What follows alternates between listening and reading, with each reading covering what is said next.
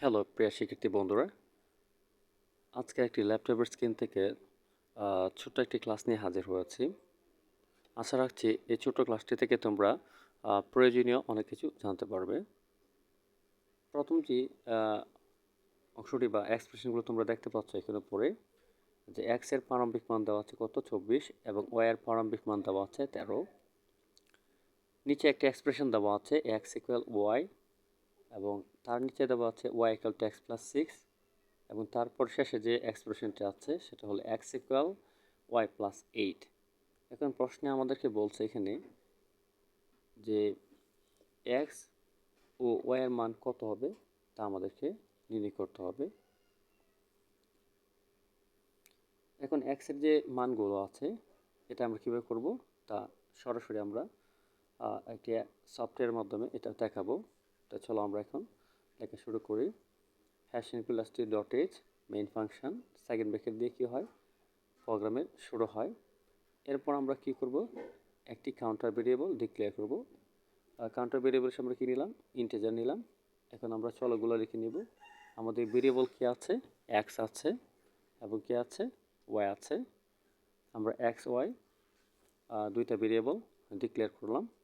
এরপরে এক্স এর কি দেওয়া আছে দেখো এক্স এর মান দেওয়া আছে কত এখানে 24 দেওয়া আছে এবং ওয়াই এর মান দেওয়া আছে কত 13। তা আমরা এই প্রারম্ভিক মানগুলো এখন কি করব বসিয়ে নেব। আমরা লিখব কি এখন X equal 24 semicolon Y equal 13 semicolon. এরপরে আমাদের এক্সপ্রেশনগুলো কী ছিল এরপরে যে অংশটি ছিল আমাদের কী ছিল আমাদের ছিল এখানে দেখো কি আছে যে এক্স ইকুয়াল ওয়াই এই এক্সপ্রেশনটি দেওয়া আছে। এখন আমরা এটা লিখব যে কি হবে X equal Y semicolon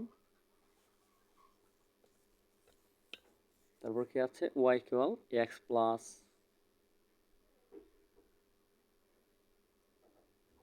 two দেখি নিয়ে কি আছে X equal to Y equal X plus 6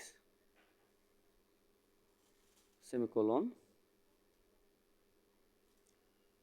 এরপরে হবে X equal Y plus 8 semicolon. এরপর আমাদের কি লাগবে আমাদের একটা প্রিন্টএফ ফাংশন লাগবে। আমরা একটা ফাংশন লিখবো এখন আউটপুট হিসাবে স্টেটমেন্ট হিসাবে প্রিন্টএফ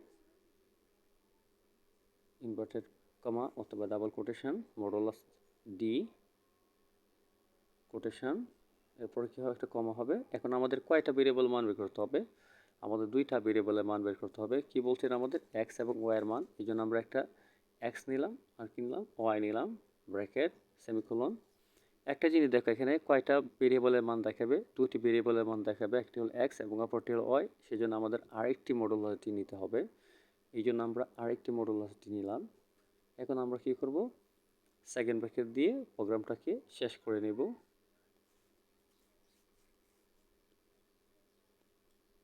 কি দেব সেকেন্ড ব্র্যাকেট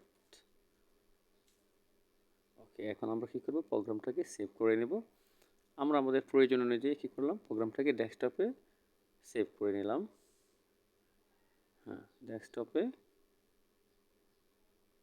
আমরা সেভ দিয়ে আগে এটাকে সেভ মোডে রেখে দিলাম।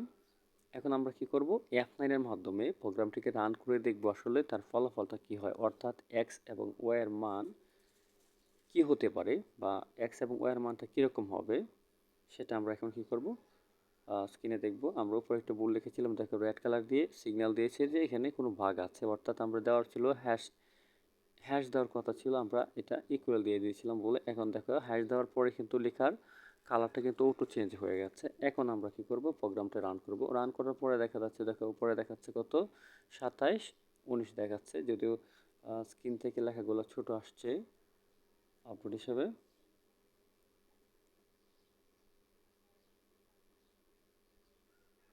আমরা আলাদা লাইনে দেখানোর জন্য আরেকটা ব্যাকস্ল্যাশ ক্যারেক্টার নিয়ে এন দিলাম নতুন লাইনে আউটপুটটা দেখানোর জন্য হয়নি উল্টো হয়ে গেছে।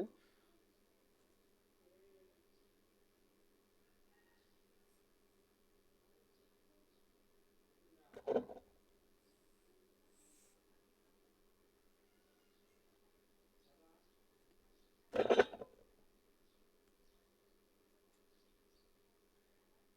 যে মানটা আসলো এরকম মান হওয়ার কারণ কি, চলো আমরা এখন এটা বিস্তারিত আলোচনা করি বা ব্যাখ্যা করি।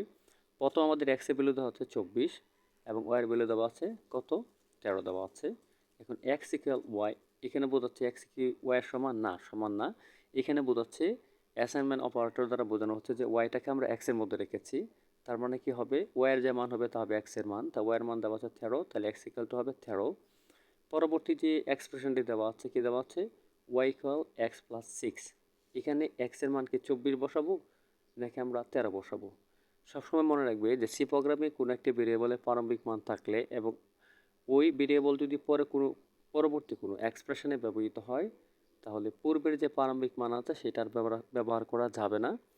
পরিবর্তনশীল মান যা আসবে তা ব্যবহার করতে হবে। তাহলে আমরা এখানে বসাবো 13, 13 আর 6 যোগ করলে হয় 19। তার মানে ওয়াই এর মান হচ্ছে কত, ওয়াই এর মান হচ্ছে 19। এখন আমরা এক্স এর দিকে যাই। এক্স কি আছে, X equal to Y plus 8 লিখে আছে এক্সপ্রেশন।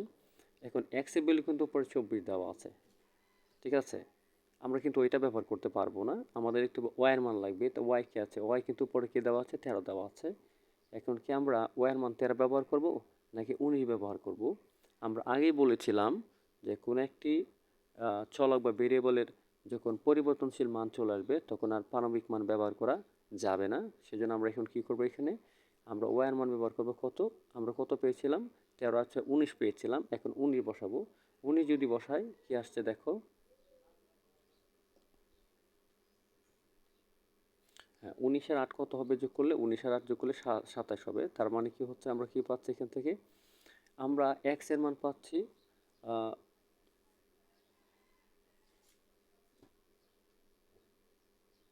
দেখো 27, আর অপরটি পাচ্ছি আমরা কত, 19। তার মানে এক্স এর মান হবে 27 এবং ওয়াই এর মান হবে